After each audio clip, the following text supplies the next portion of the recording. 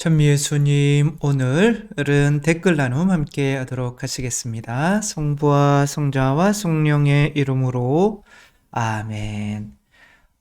댓글 나눔, 왜 이렇게 세례로 시작하느냐면 이제 세례에 대한 질문이 있으셔서 그렇고요. 또 이렇게 쉬는 거 쉬고 싶다. 또 이런 내용도 또 조금 있어가지고 맨날 뭐 일하는 것도 아닌데 괜히 혼자 이렇게 힘든 척을 하는, 그러면 안 되겠죠. 배헬레나님, 신부님, 돈 안 벌어다 주면 밥 안 해줘도 되나요? 헬레나 자매님은 이 질문 하시는 게 돈 벌어다 줘도 밥을 안 해주고 싶은 그런, 돈 안 벌어다 온다고 밥을 안 해주면 안 되겠죠? 이제 또 돈 벌러 나갈 또 때가 있겠죠. 먹다가 보면 미안해서. 그런데 이제 또 상대의 의무도 있는 거지만, 결혼을 통해서 또 내가 해야 하는 의무도 당연히 있는 거죠. 그래서 상대의 의무는 또 상대의 의무고, 내가 주님께 어떻게 하겠다 한 의무를 철저히 잘 먼저 지키려는 마음을 가지면 좋겠죠. 조은정님, 시무님 강의 정말 감사하고요. 시무님 가톨릭 교회 교리 강의와 하사시 읽으며 조금씩 믿음에 대하여 깨달아가고 있는 병아리 신자입니다. 성모님에 대해 질문이 있어 용기 내어 댓글 남겨봅니다. 최근에 성당 지인분이 체나콜로 기도 모임에 함께 하자고 하셔서 인터넷으로 한번 찾아보았는데요.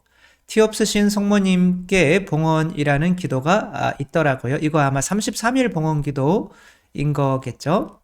저는 봉헌은 하느님께서 모든 것의 주인이시니 하느님께 드리는 것이라고 생각했는데 성모님께 봉헌이라는 의미를 잘 모르겠네요.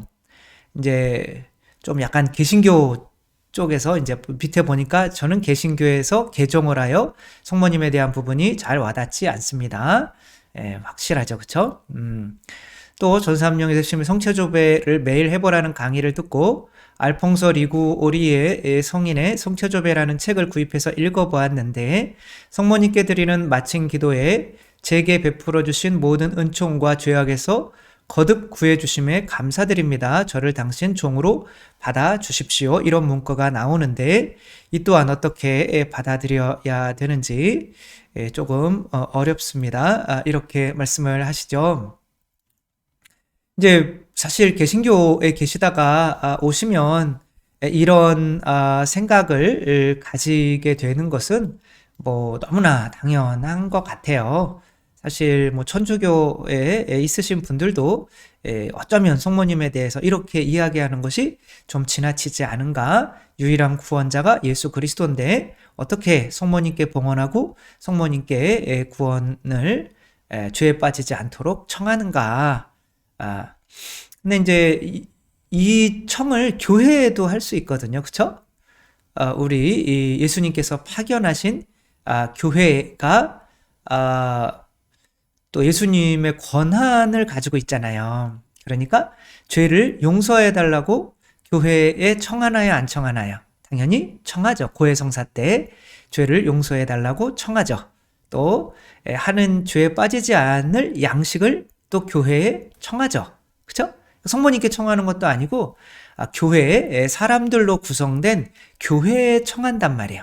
그러니까 암행어사가 임금의 권한을 가지고 있듯이 암행어사가 용서해주면 임금이 용서해주는 거고 암행어사가 용서해주지 않으면 이제 큰일 나는 거죠. 그런 것처럼 성모님도 이제 그 예수님과 이제 가장 가까운 분이잖아요.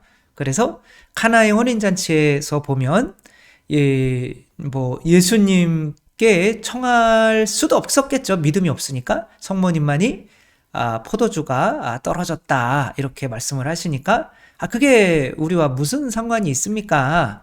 라고 했더니 성모님께서 기적을 요구하시죠. 그래서 무엇이든 그가 시키는 대로 하여라.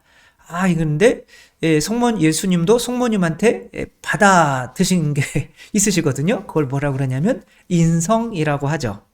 그래서 이 세상에 오시기 위해서 성모님의 저는 주님의 종입니다. 그대로 제게 이루어지소서라고 하는 그런 응답 덕분에 하느님께서 온전히 인간의 티없는 인성을 취하시고 세상에 오실 수가 있으셨던 거죠.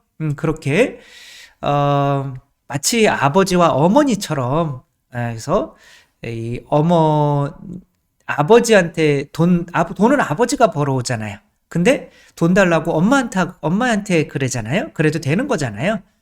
그러면 이제 아버지 돈이 엄마 돈이니까 결국에는 그런 것처럼 이게 파견하는 대상은 그 파견하는 사람의 권한을 가지고 있기 때문에 이제 하느님께서 성모님을 통해서 아드님을 세상에 보내셨다면 그만큼 성모님께서 또 아드님께 청하면 더 잘 들어주시고 하는 것처럼 그렇네요. 뭐 죄에 떨어지지 말고 근데 봉헌하는 건 좀 그렇지 않나요? 우리는 하느님께 봉헌할 건데 근데 여러분들이 봉헌은 사실은 예수님께 봉헌하는 게 아니에요. 먼저 사제에게 봉헌하거든요.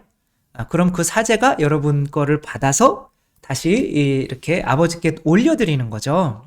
하느님께서는 그런 순서를 원하셨어요. 그러니까 사제, 교회에 봉헌하기 싫으면 하느님께 봉헌이 안 되는 거죠. 너희를 받아들이지 않으면 나를 받아들이지 않는 거다. 이렇게 말씀을 하셨죠.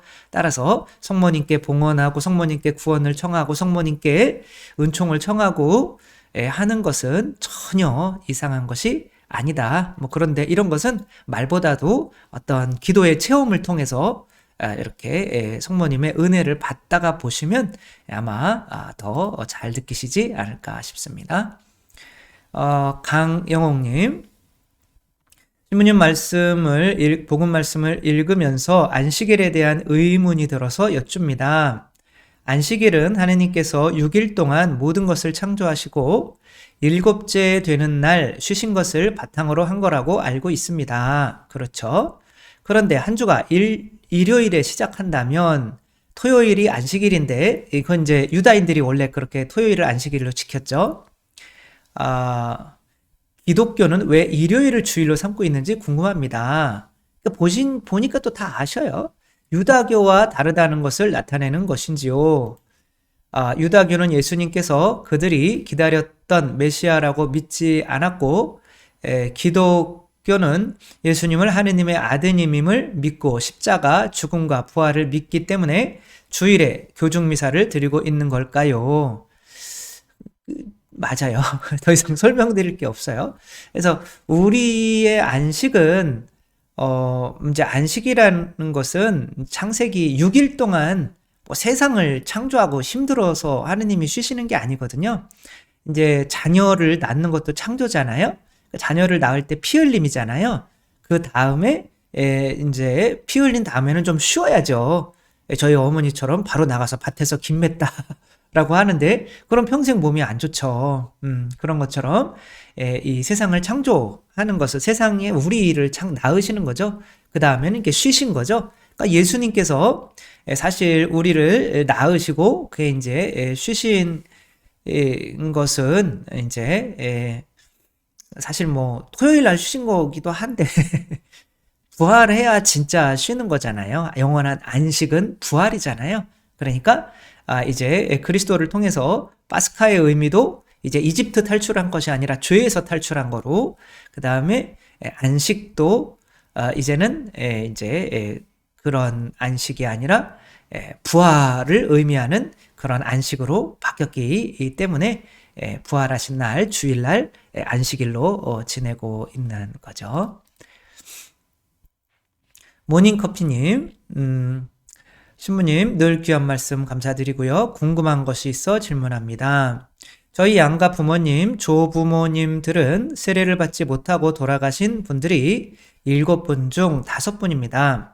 제가 돌아가신 분들을 위해 기도할 때마다 저희 조상님들은 천국, 연옥, 지옥 중 어디에 계실까 하는 생각을 합니다. 할 수 있죠.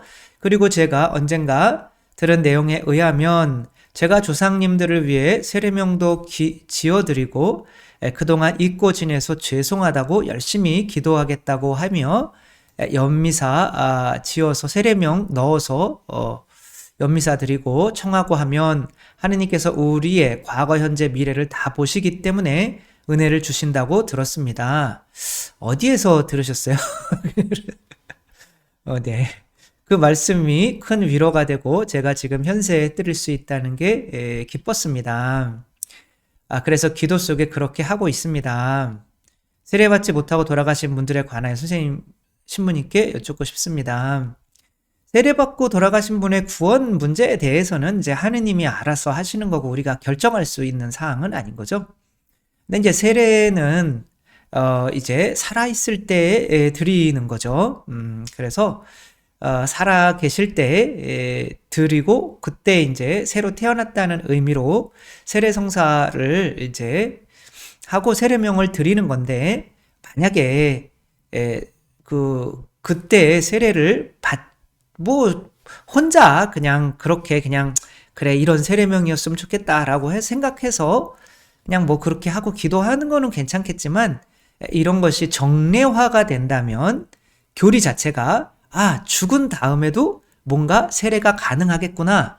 낙태된 영혼들에게도 뭔가 세례가 가능하겠구나. 라고 교리가 바뀌는 상황이 오게 돼요. 그 의도는 좋지만 세례는 이제 태어난 생명이 있을 때 그 다음에 이제 조건부 세례로 돌아가신 지 얼마 안 된 돌아가신 직후에 계신 분에게 이렇게 드릴 수가 있는 거지. 마치 세례를 받은 것처럼 그렇게 세례 안 받고 돌아가신 분들에게 이렇게 세례명을 지어주고 기도를 드리고 하는 것 자체가 마음의 위로는 될 수 있지만 자칫 그런 것들이 그래도 된다라고 해버리면 이제 교회의 교리 자체가 흔들리기 때문에 그런 거는 이제 교회에서 인정할 수는 없는 상황이다. 그래서 심판은 하느님께 맡기시고 또 세례는 살아있을 때 드리는 거고 나는 그냥 느낌상으로 혼자 기도할 때는 그냥 세례명 지어줘서 그냥 기도하겠다. 이 정도는 괜찮지만 이런 것들이 이렇게 교회 내에서 어쩌면 또 공공연하게 이루어져서는 안 되는 또 그런 영역에 속한 것이니까 약간 주의할 필요가 있다라고 말씀을 드리고 싶고요. 미소님, 나는 죽었습니다. 나는 그리스도입니다. 아멘. 나의 죽음을 사랑하는 가족이나 친구나 공동체에게 주는 것이 나에게 보상이 됩니다. 어떤 글을 보면 나르시스트는 무조건 단절하거나 피하라는 라고 하는데요. 그러니까 나르시스트는 이제 지만 잘났다 이런 거죠. 그런 성향의 사람에게는 어떻게 대해야 하나요? 혹시 가족이라면 더 힘들 것 같아요. 의도적으로 상대를 착취하는 이들도 있고요. 또 어떤 이들은 자신이 괴로우니까 자신은 죽지도 못하고 상대를 낮추고 괴롭히는 사람도 있는데 그렇다면 그 사람이 괴로워하더라도 자신을 죽이도록 포기하고 자신을 낮추도록 기도하며 기다려야 합니까? 그 사람과의 정서적 거리를 두는 것도 필요할까요? 이제 이것은 이제 항상 일방적인 상황만 보고 이렇게 질문을 하는 거죠. 그 사람이 이제 나르시스트거나 심지어 사이코패스거나 그러면 어떻게 해야 되냐? 그것은 이제 그 사람만 보는 것이 아니라 나도 봐야죠. 내가 그 사람을 감당할 수 있는 수준의 사람으로 성장을 해 있는가? 아니면 그런 사람과 함께 있다면 나도 휩쓸릴 수밖에 없는 사람인가를 내가 내 자신을 평가할 수 있어야죠. 근데 그 사람과 함께 있으면서 막 미워지고 도저히 용서가 안 되고 나까지 휩쓸리게 된다면 멀리 하는 게 당연한 거죠. 그러나 그렇게 멀리만 한다면 그런 사람을 누가 구원하겠어요? 그렇다면 하느님께서 이 세상에 오시지 않으셨겠죠. 근데 우리의 목표는 그런 사람들도 사랑할 수 있는 수준까지 올라서 누구를 만나든지 간에 그 사람을 하느님 품으로 데려오려고 하는 내 어떤 단단한 어떤 근육을 키우는 것이 우리 이 세상에서의 영성의 목적인 거죠. 따라서 그냥 단순하게 사이코패스는 멀리해야 된다, 아니면은 뭐 참아줘야 된다, 이런 게 아니라 내 어떤 영성의 수준도 함께 보면서 이게 어느 정도까지 가고 어느 정도에서는 멈춰서 해야 되는지를 본인이 판단하면서 이렇게 사셔야 된다는 거 말씀드리고 싶고요. 장피스님, 대만에서 제일 독서 읽는 잔다르크입니다. 아마 유튜브 하시는 것 같아요. 성녀 브리짓다, 비르짓다 12년 기도가 한국에서는 7기도라고 부르고 있네요. 그러니까 대만에서도 분명히 이 기도를 하고 있는 거죠. 네 번째 약속에서 기도하는 사람이 그 아래 연속 4대까지 그들의 영혼을 아무도 잃어버리지 않을 것입니다 라는 말이 있는데, 이 영혼을 잃어버리지 않는다는 말은 건강한 영혼을 약속하며 정신이 나가지 않게 해주시겠다는 말입니까? 영혼 구원을 약속하시는 말씀이겠죠. 내가 이제 자녀를 낳으면 그 자녀들이 또 그 자녀의 그 자녀가 4대까지 저는 이런 약속이 있는 줄 몰랐어요.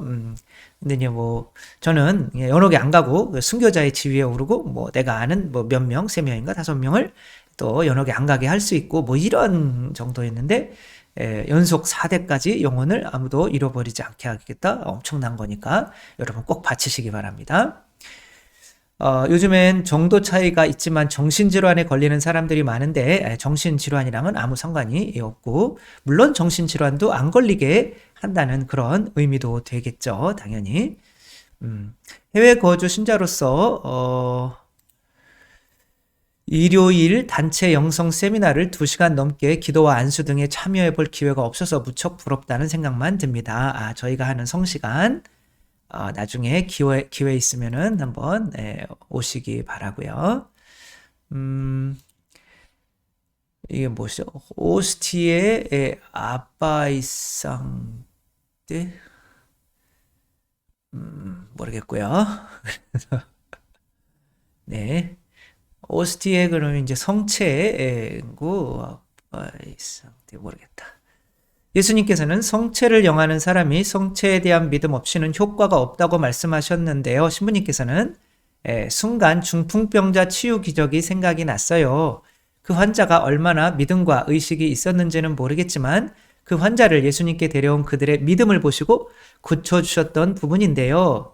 예전에 신부님께서 유아 세례는 부모의 믿음을 보고 준다는 말씀과도 같은 맥락인 건가요? 그렇죠. 그리고 양로원, 이제 본인의 믿음을 지금 고백할 수 있는 상황이 아니잖아요. 그러니까 그것은 함께 주위에 있는 사람들의 믿음을 보고 이 사람이 치유를 받고 이 사람이 세례를 받고 성장하면서 분명히 이제 그리스도께 대한 믿음이 생길 거다라는 그런 그 공동체의 어떤 힘을 보고 이렇게 세례를 주시고 병도 치유해 주시는 거죠. 그리고 양로원 어르신 중 의식이 없으신 분에게 세례를 준 사례가 있었는데, 이건 뭐 조건부 세례겠죠. 어떤 신부님께서 이 어르신은 치매 환자여서 성체를 모시는데 의미가 없다고 하신 것이 생각이 나요.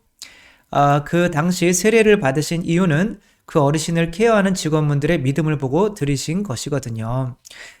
이게 무조건 주위에 있는 사람들이 믿는다고 그 대상에게 줄 수 있는 게 아니에요. 그러니까 유아 세례나 아까 그 병자들을 낫게 하잖아요. 그것은 그들이 이제 점점 성장하면서 그들의 믿음을 받아들일 수 있는 시간이 있잖아요. 그렇죠? 그러나 임종 환자나 이미 치매 환자여서 더 이상 회복할 수 있는 가능성이 없는 분에게 성체를 드려서는 안 돼요. 그분들은 이제 마지막으로 가시는 거기 때문에 이제 성체는 내가 죽고 내가 그리스도가 된다는 믿음이 생기지 않으면 사실은 의미가 없는 거고, 나중에 그런 믿음 없이 모시는 건 모령성체까지 될 수 있는데, 그러면 안 되겠죠?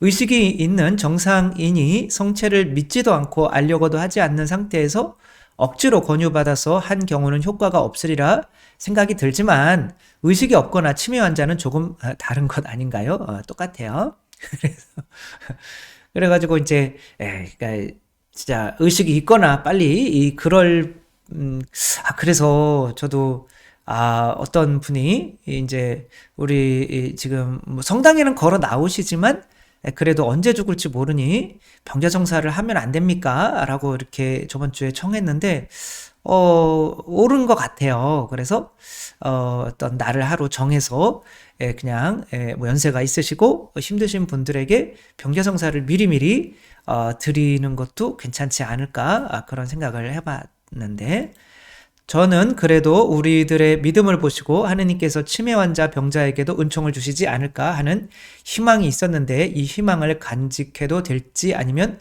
그냥 내려놔야 할지 신부님의 조언을 구합니다. 내려놓으세요. 네. 아무튼 성체는 믿음의 성사예요. 내가 믿음이 이제 성인인데 또 그리고 이제 뭐 치매라고 하는 것이 다시 좋아질 수 있는 또 그런 거는 아니잖아요. 그러니까 뇌 세포가 이렇게 죽으면 다시 살아나질 못하는 거니까 그런 상태에서는 성체를 영해 드리지 않는 것이 맞다라고. 주한 피스님 대만에서 이거 아까 한 건데요, 그쵸? 최경숙님 성시간 듣기만 해도 좋으네요. 일하느라 가지 못하네요. 그리고 지난주에 새벽 미사에 시계를 잘못 보았는지 미사에 늦었어요.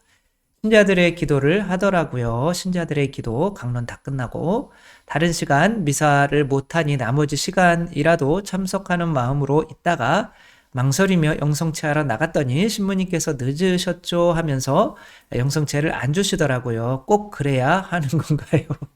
원망 가득한 이제 그런 질문이시죠.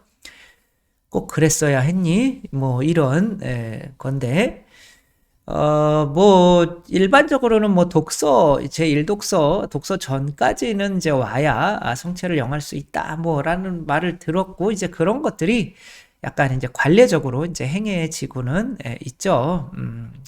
그래서 그런데 이제 저 같은 경우는 또 이렇게 안 해요. 그냥 늦게 오셨더라도 그 오시는 중에도 얼마나 그 성체를라도 영하기 위해서 오셨겠어요. 그래서 그런 거 안 따지고 저 같은 경우는 이제 성체를 영해드리기도 하는데 이제 그러다 보니 이런 어떤 이제 지역의 관례적인 이런 거 안에서는 유동성이 굉장히 큰 것 같아요.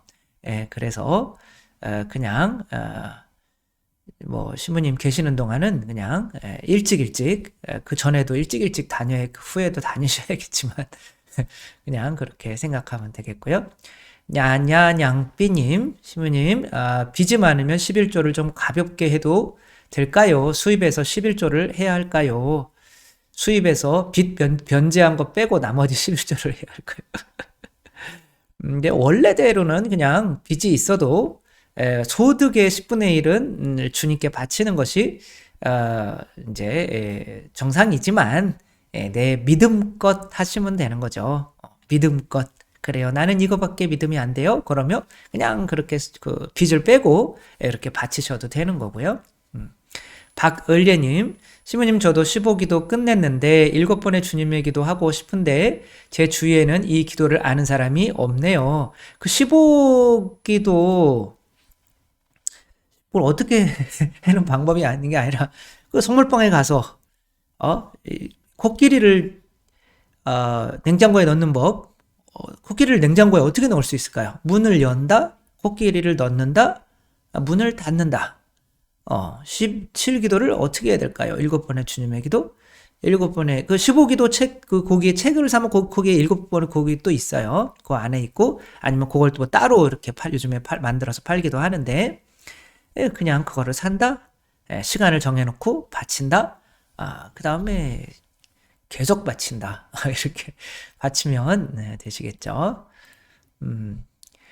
초롱님, 저의 기도 체험을 하나 소개해 드릴게요. 저희는 IMF 때 폭삭 망하고 죽을 마실 때 저의 큰딸애가 여자애가 명문대에 합격했습니다. 다니던 애들도 학교를 관두는 학생들이 많았는데 주변 교우들이 걱정스러운 얼굴로 어떻게 하느냐고 걱정했지만 전 전혀 걱정되지 않았습니다. 제 통장 안엔 몇만 원도 없었습니다. 등록금이 320만 원이었는데 그래서 남편과 9일 기도를 시작했습니다. 일주일쯤 지났는데 제 동생한테 전화가 왔어요. 언니, 채칠리아 등록금 어떻게 했어? 해서 제가 기도 중이니 해주시겠지 했더니 언니 내가 400만 원 보내줄 테니 등록금 내고 옷도 사주고 하라는 것이었습니다. 너무 놀라고 감사했습니다. 저희 딸은 힘든 대학 생활을 하면서 아이들 가르치며 등록금 마련했지만 알바 떨어지면 늘 기도로 새로운 알바를 구했답니다. 지금은 애들을 가르치는 일을 해서 결혼해서 예쁜 아기도 낳았어요. 제일 권력 있고 부자이신 하느님께서 우리 아버지이시니 걱정할 것이 무엇이 있나요? 그래요. 기도할 수 있는데 왜 걱정하십니까? 이 말이 너무 쉽지만 사실은 실천하기가 쉽지는 않죠. 그러나 이런 체험을 하면 그렇구나. 그 다음에도 이런 일이 혹시 닥칠 때도 혹시 걱정이 이제 없어지겠죠? 정남경님, 예비 신자 때 잠깐 교리를 배웠던 학생인데 공황장애도 심하고 밤이면 잠을 못 이루고 심지어 비명을 지르고 악몽에 시달리다가 결국 정신병원에 입원해서 몇 달 동안 못 나오게 된다고 해서 제가 성수를 주면서 자기 전에 꼭 뿌리고 자라고 했습니다. 그런데 다행히 좋아져서 한 달 뒤에 퇴원했는데 성수를 뿌리고 잔 날은 밤에 아무 일도 없이 잘 잘 수 있었다고 신기하다고 했습니다. 지금은 다시 학교도 다니고 아주 밝게 지내고 있습니다. 그때 아파서 세례를 못 받았는데 다음엔 정말 꼭 하느님의 자녀로 태어날 수 있었으면 좋겠습니다. 정말 훌륭한 일을 하셨죠. 기도도 드려주시고 성수도 이게 이제 교회의 어떤 힘을 믿는 거죠. 그렇다면 주님께서 그 기도를 통해서 이런 일을 하시는 거니까 우리가 이런 상황일 때 이렇게 우리도 하면 좋겠다라는 것을 함께 이제 공유하는 거죠. 이렇게 할 수도 있구나. 이렇게 진님, 자비로우신 하느님의 참된 사조로서 저희에게 매일 다양한 복음에 일용할 양식을 골고루 풍부하게 먹여주심에 감사드리고요. 주님의 기도 7번의 주님의 기도 유래에 대해서 자세한 설명 고맙습니다. 주님의 기도 7기도를 수년째 하다 보니 처음 기도할 때랑 다르게 제 생각이 점점 바뀌는 것을 알았습니다.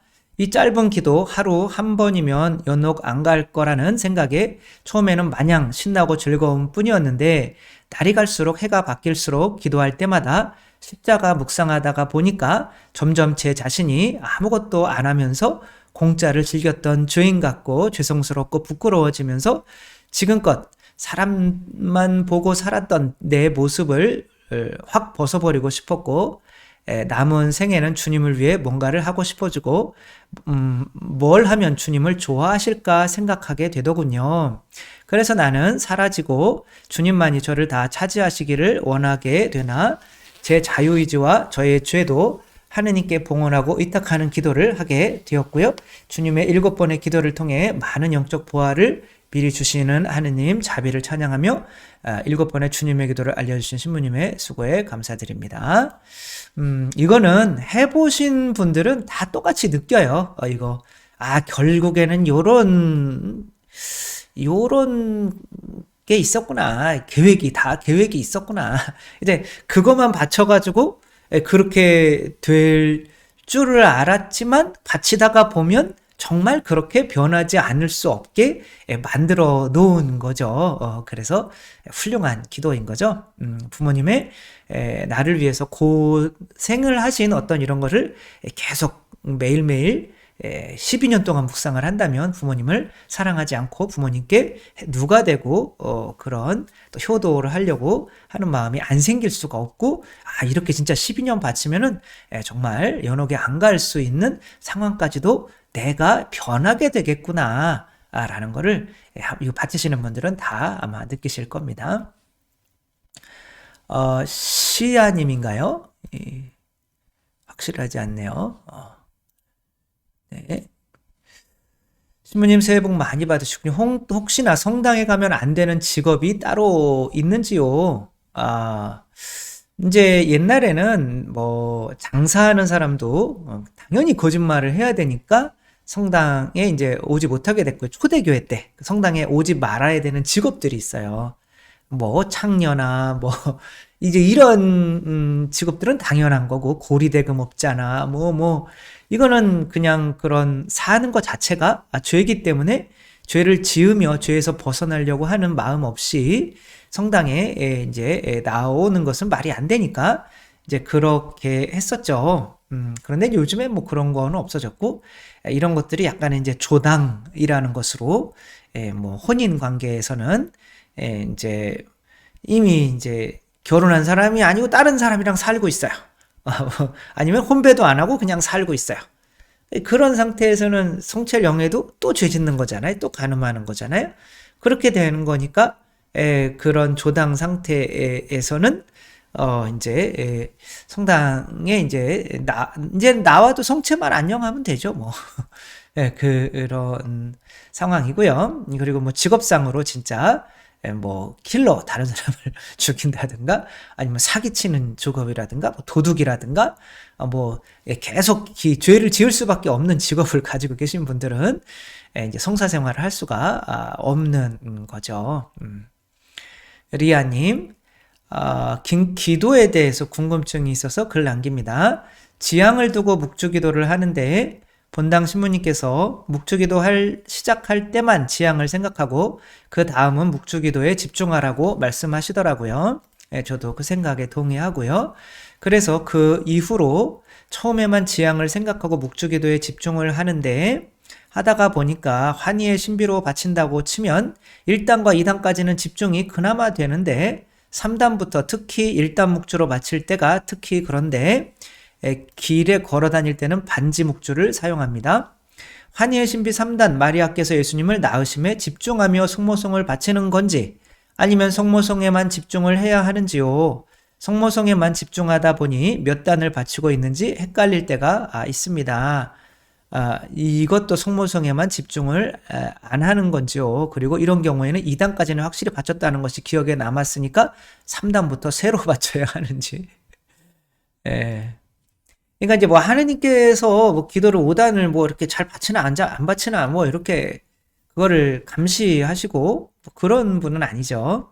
그러니까 그냥 정신 팔려가지고도 정신을 집중하려고 노력하며 바치고 있는 모습에 하느님께서는 이제 기뻐하시니까 굳이 뒤로 가서 다시 바치고 그러실 필요는 없을 것 같아요. 그래서 나가시면 쭉 나가시고요. 기도할 때 결국에는 기도는 집중력이거든요. 그러니까 분심이 이제 안 드는 거죠.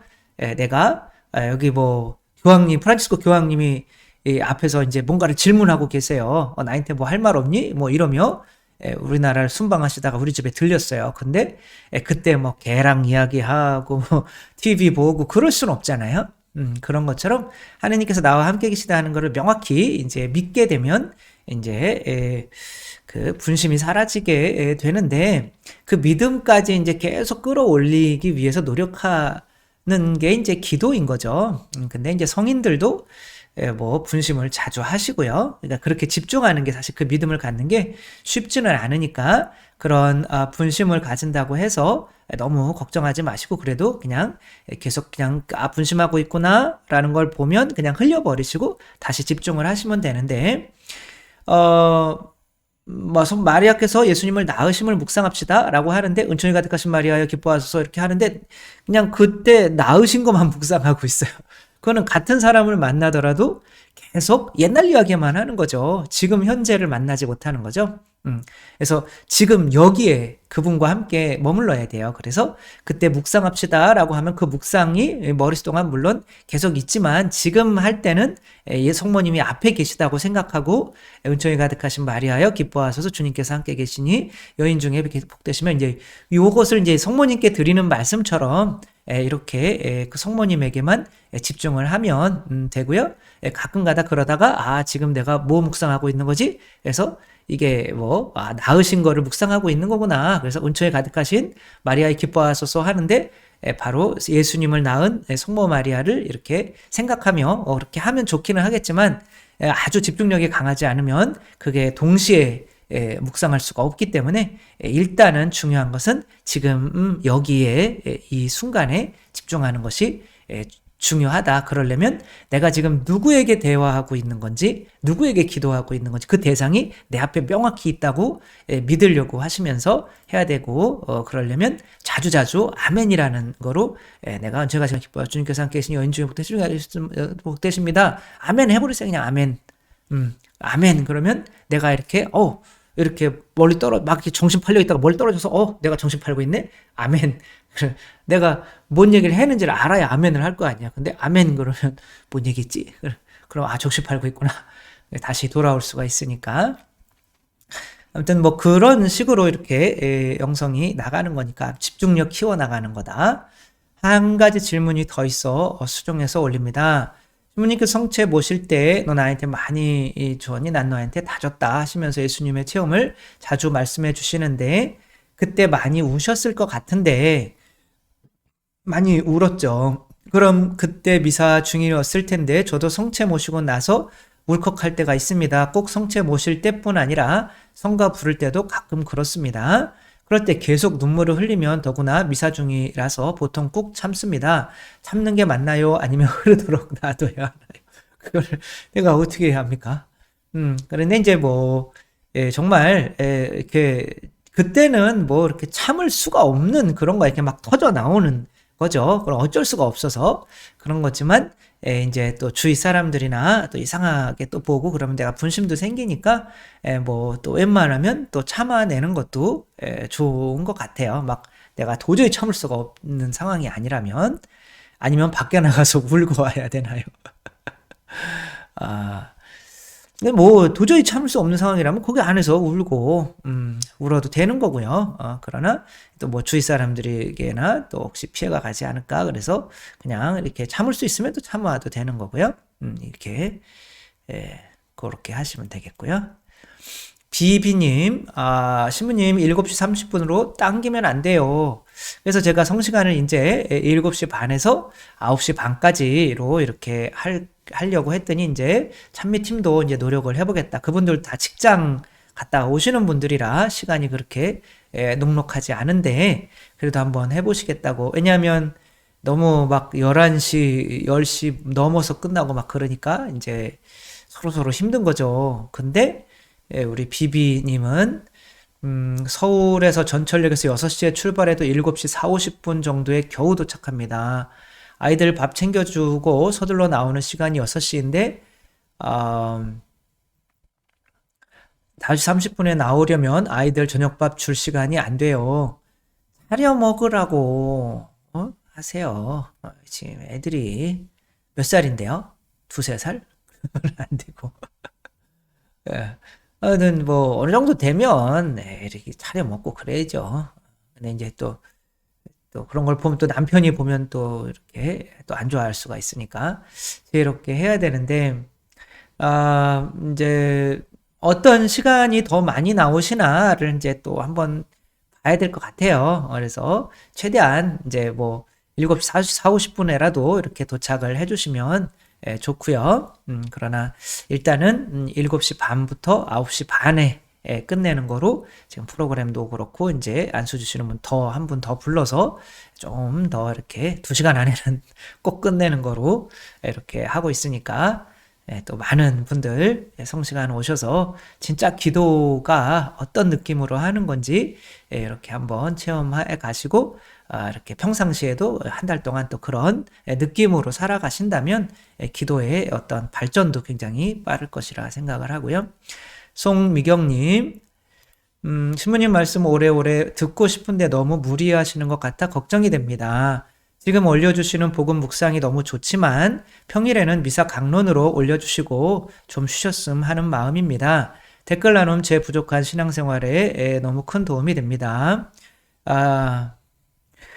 그래서 저가 이렇게 또 이 얘기 말씀을 들으니 또 저를 위하시는 또 말씀이시잖아요. 이렇게 그렇다고 뭐 열심히 하는 것도 아니지만 그래서 평일 강론을 그러면 근데 이제 지금까지는 이제 그때 코로나가 이제 시작하면서 이것을 시작해서 아, 그 전날 5시에 올려서 미사 가시는 분들이 듣고 가셔서 미사에 더 풍요롭게 이제 복음 준비를 하고 가시면 좋을 것 같고 이제 혹시 신부님들도 이것을 통해서 이제 강론 준비하실 때 혹시 뭐 도움이 되면 더 좋은 거고 뭐 그런 또 마음이 있기는 했었어요. 근데 이제 워낙 강론들이 또 좋은 강론들이 많고 내가 굳이 뭐 지금 이러지 않아도 되는 거 아닌가 그런 생각도 들고 그래서 그리고 이제 이렇게 하다가 보니 시간이 부족하니까 강론을 안 쓰는 날들이 생기는 거예요. 그냥 미사 강론만 하는 날이. 그래서 그거에 대해서 좀 걱정을 하고 있기는 했었는데 만약에 여러분들 의견을 한번 여쭤보는 거죠. 그냥 평일 미사에는 근데 주일 미사에는 막 동영상 틀고 그래서 그게 소리만 들어가도 유튜브에서 걸려요. 그래가지고 그런 저작권에 그래가지고 이제 주일 미사 같은 경우는 뭐 이렇게 제가 뭐 특강식으로 주일 미사 강론을 특강식으로 해서 17부이다 뭐 그런데 이렇게 보내서 주일 뭐 영성 특강식으로 이렇게 매주 하나씩 주일 미사 강론은 올리고 나머지 평일 미사 같은 경우는 그렇게 하면 그냥 뭐 저녁 미사면 저녁 미사, 새벽 미사는 새벽 미사, 저녁 미사 저녁 미사. 그러나 뭐 10시 미사면 10시 미사. 혹시 피정이나 휴가 갈 때는 또 그동안 못 하겠죠. 그렇게 해도 될지 조금 물론 뭐 우리 지금 하고 있는 레위기 성경이나 이제 뭐 교리나 이제 뭐 댓글 나눔이나 이런 거는 이제 계속 하고요. 뭐 성서나 이런 것들은 이제 그대로 그런 거에 따라서 이제 요일에 맞춰서 올리고요. 미사 평일 미사 강론 같은 경우는 또 PPT 준비하고 찍고 뭐 하고 하는 시간이 사실 적지 않거든요. 그래서 그런 것들은 그냥 미사 매일 근데 이제 매일 뭐 짧게나마 이렇게 예화 하나 그다음에 설명 조금 해서 좀 짧게 10분 강론으로 그렇게 평일 미사는 이제 미사 때 한 거를 올려도 될까? 시간이 그럼 이제 오르락 뒤죽박죽 되겠죠? 그래도 이제 괜찮으실까? 여러분들의 의견을 이제 구하는데 느낌상으로는 다 그렇게 하라고 하실 것 같아요. 왜냐하면 저희 건강을 다들 걱정해 주시는 것 같으니까. 그런데 그래도 한번 여러분들의 의견을 여쭤봅니다. 그리고 또 한 주간 또 잘 행복하게 지내시고 다음 주에 뵙겠습니다. 주님께서 여러분과 함께 그래도 아무래도 이런 그림이 더 낫겠죠. 전능하신 천주 성부와 성자와 성령께서는 여기 모인 모든 이에게 축복을 내리시어 길이 머물게 하소서. 주님과 함께 가서 복음을 전합시다. 하느님 감사합니다.